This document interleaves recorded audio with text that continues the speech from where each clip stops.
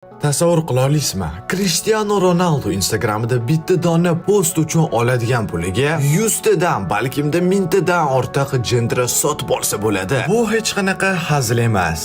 Bu fakt. Ha do'stlar, to'g'ri tushunganinglardek, bugun biz Cristiano haqida sizlarga 100 bitta siz bilgan va bilmagan faktlarni aytib beramiz. Bunaqa videoni nafaqat O'zbekiston, balkimda butun dunyoda hali hech kim qilmagan. Shuning uchun do'stlar, shunaqa yangiliklar bilan sizlarni hayratda qoldirishimiz uchun faqatgina sizdan like va obuna kerak. Va bir xillar bitta ajoyib savol berishsa mumkin. Nimaga aynan Ronaldo, nimaga Messi emas? Yoki-da siz Ronaldoni muxlisimisiz? Birinchidan, men Cristianoni muxlisi emasman, balkimda Antonining muxlisiman. Ikkinchidan esa men bu haqida aynan obunachilarimdan so'radim. Ya'ni-da Telegram kanalimda birinchi bo'lib shunaqa videoni Ronaldo haqida qilaymi yoki-da Messi haqidami deb so'raganimda ko'pchiliklar Portugaliyalikni tanladi. Keyingi safar ham xuddi shunaqa so'rayman. Shuning uchun o'zingiz yoqtirgan o'yinchizni bizning kanalimizda ko'rishni istasangiz, hoziroq Telegram kanalimga o'tib obuna bo'lib qo'ying. Va yana bitta narsa. Kelinglar bu videoda 2000 ta like yig'amiz va 90 ming ta obunachi bo'lamiz. O'shandagina yangi video chiqadi. Endi esa do'stlar, yaxshilab o'tirib oling, yeyishga narsalar oling, chunki biz boshladik.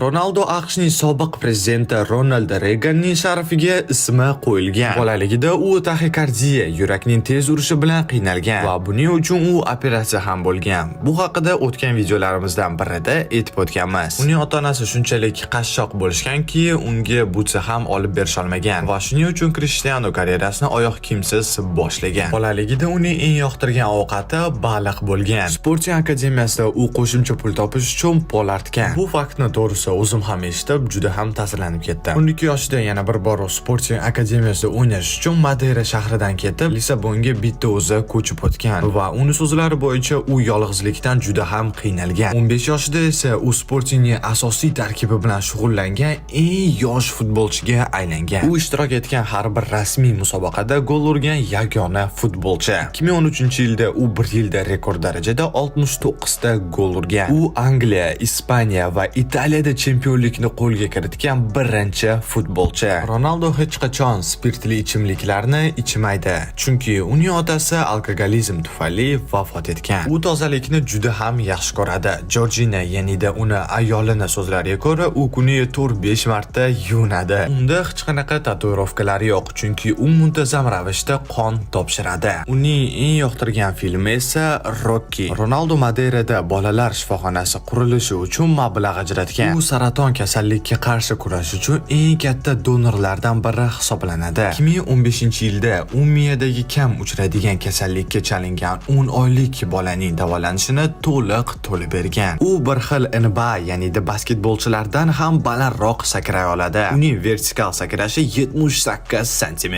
Ronaldo uzoq uyqu o'rniga kuniga 5 marta qisqa muddatli uyqu bilan dam oladi. Uning to'pga zarba berish tezligi 130 km/soatdan oshadi. Bu faktni menimcha aniq eshitmagansiz. 2015-yilda uning sharafiga asteroid nomlangan. Asteroid Ronaldo. Gap yo'q lekin bunaqasiga. U Chempionlar Ligasida 100 ta gol urgan birinchi futbolchi. Ronaldo yana bir bor shu turnirda 7 ta mavsum to'p urar bo'lgan yagona futbolchi. U o'zining eng baland golini Juventus safida Sampdoriyaga qarshi o'yinda urgan. Uning sakrashi 256 metrni tashkil qilgan. Ronaldo Yevropa chempionatining 5 xil musobaqasida 2004-yildan 2020-yilgacha gol urgan birinchi futbolchi. 2021-yilda u futbol tarixidagi eng yaxshi to'purar bo'ldi. Josef Bitsani ortda qoldirib, u 4 yil ketma-ket 2011-yildan 2014-yilgacha har yili 60 tadan ortiq gol urgan. Manchester United'dagi ilk golini Portsmouthga qarshi o'yinda jarima zarbasidan urgan. Tasavvur qila olasizmi? Ronaldo tug'ilmasligi mumkin edi, chunki onasi uni abort qilmoqchi bo'lgan. Lekin shifokorlar uni qaytarib qiynalgan. Tasavvur qilaman, Messi muxlislari kommentariyaga qanaqa narsalar yozishayotganini. Voy. Ronaldo avtomobillarni yig'ishni yaxshi ko'radi va Bugatti, Ferrari, Lamborghini kabi 20 tadan ortiq superkarlarga ega. U balandlikdan qo'rqadi, shuning uchun ekstremal sport turlariga kamdan kam qo'shiladi. Ronaldo 7-raqamni omadli deb biladi. Garchi Sportingda 28-raqamda o'ynagan bo'lsa ham, Ronaldo 7 ta farzandga ega bo'lishni xohlaydi. Ammo hozirda unda 5 ta farzand. Eng kattasi Cristiano Junior kelajakda futbolchi bo'lmoqchi. Ronaldo shakar iste'mol qilmaydi va gazlangan ichimliklardan voz kechgan. U haftasiga 5 marta mashq qiladi va tiklanishga katta e'tibor beradi. Mushaklarni tiklash uchun krioterapiyadan foydalanadi. Bu usulda harorat -200 gradusga yetadi. Uning tanasidagi yog' miqdori atigini 7%. Shakar iste'mol qilmasligidan va ko'p mashg'ulotlar qilishidan buni bilib olsa ham bo'ladi. 2016-yilda u Forbes talqiniga ko'ra dunyoning eng saxovatli sportchisi deb e'lon qilingan. U millionlab mablag'ni xayriyaga beradi. Ronaldo Tiger Woods'dan keyin umid qilaman ismini to'g'ri talaffuz qildim, milliarder bo'lgan dunyodagi ikkinchi sportchi. 2010-yilda Armani ichki kiyimlar modeli bo'lib, mashhurlikni yanada oshirgan. Cristiano Madeirada o'zining barcha sovrin va mukofotlari saqlangan muzeyiga ega. U Kr7 brendi ostida o'zining kiyim va poyabzal liniyasini chiqargan. Uning Facebook sahifasi dunyodagi eng mashhurlardan biri bo'lib, 160 milliontadan ortiq kuzatuvchiga ega.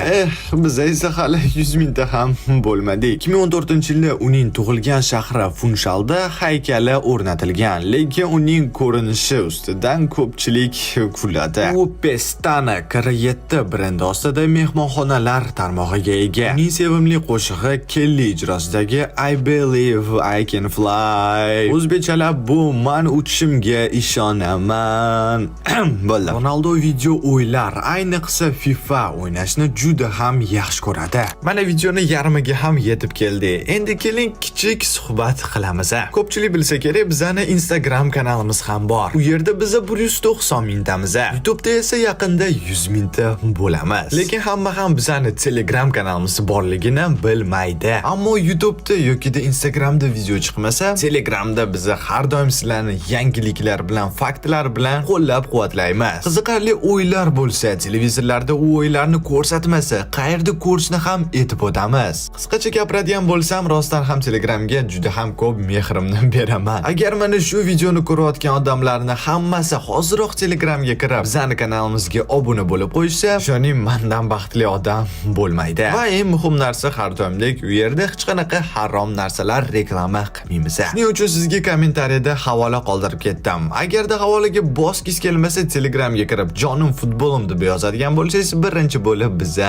chiqib kelamiz. Obuna bo'lganlarga rahmat, videoni davom etamiz. Ronaldo Chempionlar Ligasida 11 ta o'yinda ketma-ket gol urgan yagona futbolchi. La Ligada 150 ta gol urgan eng tez o'yinchi. U buni atigini 140 ta o'yinda uddalagan. 2018-yilda Juventusga qarshi goli yilning eng chiroyli deb topilgan. Ammo Pushkash premiyasini yutolmagan. Krish Portugaliya terma jamoasi tarixidagi eng yaxshi to'prar, 120 tadan ko'p gol urgan. U Angliya, Ispaniya va Italiya chempionatlarida 50 tadan ko'p gol urgan birinchi futbolchi. Hozirda esa bu ro'yxatga Saudiya ligasi ham qo'shilgan. Portugaliyalik yangi formatdagi Chempionlar ligasini 5 marta yutgan birinchi futbolchi. 2006-2022-yillar oralig'ida 5 ta jahon chempionatida gol urgan yagona futbolchi. Uning sevimli rangi oq. O'yinga chiqishdan oldin doim avval o'ng oyog'ini maydonga qo'yadi. Har bir o'yindan oldin formasi mukammal tekis bo'lishi uchun uni dazmollaydi yoki dazmollattiradi. Bilmadim. U chap qo'lli, lekin kuchli oyog'i o'ng. U farzandlari ko'proq tillar bilishini xohlaydi. Shuning uchun yoshligidan har xil tillarni o'rgatadi. 2013-yilda bir muxlis maydonga yugurib kelganida uni haydab yubormaslikni iltimos qilgan. Bunaqa juda ham ko'p bo'lib turadi. Ayniqsa jahon chempionati yoki Yevroda. Va ko'pincha Ronaldo muxlislarini qorovullardan qutqaradi. U Instagramda 600 millionta obunachiga ega va shu orqali u dunyodagi eng mashhur odam. Hamma ijtimoiy tarmoqlarda obunachilarni hisoblaydigan bo'lsa, 1 milliarddan ko'p odam chiqadi. Ronaldo 2017-yilda oltin to'pini xayriya uchun sotgan. Uning yutuqlarini kuzatish uchun muxlislari maxsus ilova yaratishgan. Cristiano qorong'ilikdan qo'rqadi, shuning uchun yo'diganda kichik chiroqni yoqib uxlaydi. O'yinlardan oldin 80-yillardagi musiqalarni tinglab motivatsiya oladi. U bir o'yinda 96 metrni 10 soniyada bosib o'tgan. Bu deyarli professional sprinterning natijasi. Uni soch turmagi $10 million ga sug'urtalangan. U 20 million so'm emas, balkimda yevro turadigan Gulfstream G200 shaxsiy samolyotiga ega. Futbolga e'tiborini qaratish uchun Gollywood filmida rol o'ynashdan voz kechgan. Hech tasavvur qilib ko'rganmisiz? Ronaldo filmda Portugaliyalik 2012-yilda Indoneziyada maktab qurish uchun mablag' ajratgan. U hayvonlar himoyasi uchun xayriya dasturlarini qo'llab-quvvatlaydi. 2016-yilda oltin butsasini sotib Gaza shahrida shifoxona qurdirgan. Uning onasi hayotidagi eng muhim inson. U doim u bilan maslahatlashadi. Ronaldo Usain Bolt bilan do'st bo'lib, u unga tezlik borasida ilhom beradi. Cristiano yoshligidagi o'rtoqlardan birini o'z menejeri qilib olgan. Ronaldo braziliyalik Ronaldo o'yinidan ilhomlangan. Uning eng sevimli stadioni Santiago Bernabeu. U kelajakda o'zining futbol klubiga ega bo'lishni orzu qiladi. 2015-yilda dunyoning eng ko'p maosh oladigan sportchisi bo'lgan. Uning Madeiradagi haykali orolning eng mashhur sayyohlik maskanalaridan biri. U dunyoda keng tarqalgan kira 7 parfyumeriya brendiga egalik qiladi. Ronaldo FIFA o'yinining banneriga ketma-ket 3 yil tushgan birinchi futbolchi. U tennis o'ynashni yaxshi ko'radi va ba'zan professional tennischilar bilan shug'ullanadi. Uning maydondagi reaksiya tezligi shunchalik yuqori bo'lib, u qarorni atigi 0.3 soniyada qabul qilishi mumkin. Ronaldo Portugal, ispan va ingliz tillarida bemalol gaplasha oladi. U tarixdagi eng ko'p hat-trick qayd etgan futbolchi. Uning futbolchilik davridagi eng yuqori bozor qiymati 150 million yevrodan oshgan. Ronaldo o'zining birinchi million yevrosini 24 yoshida ishlab topgan. Uning 2010-yildagi soch turmagi minglab muxlislarni unga taqlid qilishga ilhomlantirgan. U $1 million dan qimmatbaho soatlarni taqib yuradi. Uning kiyimlari faqat shaxsiy buyurtma asosida tikiladi. Ronaldo farzandlarini o'z muvaffaqiyatlarini o'zlari yaratishlarini kerak deb hisoblaydi. Uning onasi har yili uning tug'ilgan kuniga maxsus taom tayyorlab beradi. 2008-yilda uning Chempionlar Ligasi finaldagi goli turnirning eng yaxshi goli deb topilgan. 2016-yilda jarohat olganiga qaramay Portugaliyani Euro 2016da g'alabasiga ruhlantirgan. Ronaldo kelajakda faoliyatini Portugaliyada yakunlashni orzu qiladi. U doimo muxlislariga minnatdorchilik bildiradi va ularni o'z oilasining bir qismi deb biladi. Siz esa futbol oilasiga qo'shilish uchun bizni kanalimizga obuna bo'lib qo'ying. Va nihoyat bu videoni yakunladim. Meni bemalol kommentariyada tabriklasanglar bo'ladi. To'g'risini aytsam, bunchalik ko'p vaqt bunaqa video qilish uchun ketadi deb o'ylamagan edim. Lekin faktlarni topish o'ylaganimdan ko'ra qiyinroq ekan. Ammo umid qilamanki, bu video sizga yoqdi. Va bo'ldi do'stlar, keling quiz qilamiz. O'tgan safardagi o'yinchini har doimdek ko'p odamlar topdi. Albatta bu Jude Bellingham edi. Keling bu safar sal yana qiyinlashtiramiz. Mana shu o'yinchini topalasizmi? Har doimdek bizni kanalimizga obuna bo'lgan, bu videoga like bosgan va birinchilar qatorida to'g'ri javobni yozgan odam keyingi videoda chiqadi. Agarda Ronaldo haqida yanada ko'proq fakt bilishni istasangiz, unda Telegram kanalimga xush kelibsiz. Endi esa sizlar bilan xayrlash vaqti keldi. Jamoalarga har doimdek g'alaba tilab qo'yaman, sizga har doim sog'lik tilab qo'yaman. Sog' bo'ling, salomat bo'ling.